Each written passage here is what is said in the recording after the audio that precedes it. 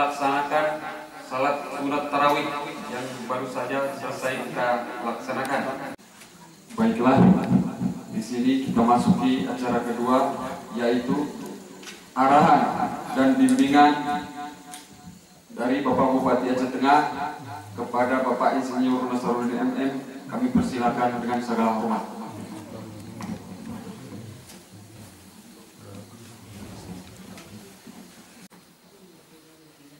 Wih, lu tawar lu meluap. Gempa bisa terjadi. Ike Tuhan mari oleh karena ini tilu pun itu. Oh ya, masih mengenai kita ingatin disitu waktu. Dulu kita untuk supaya bersedih terus dulu. Tapi kita tetap waspada, tetap mengingat ke Tuhan, tetap tergantung gitu ke Tuhan dalam keadaan apapun.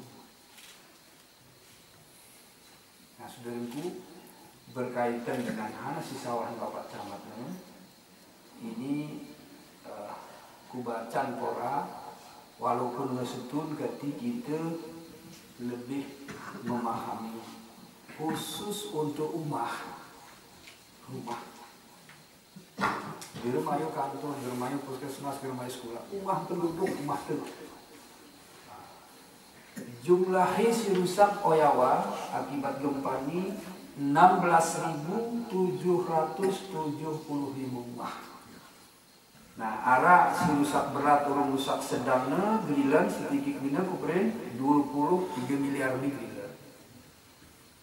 Oh ya, sini tengah dua proses di Jakarta 23 miliar kurang.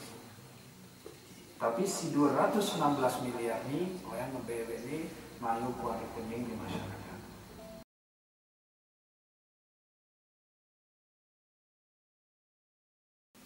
Kebetulan kami sejahtera ini saudaraku arah rumah titik pemerintah itu, Pak Imam, kami atau panitia tadi, Pak Imam di sini, kami persilakan di depan.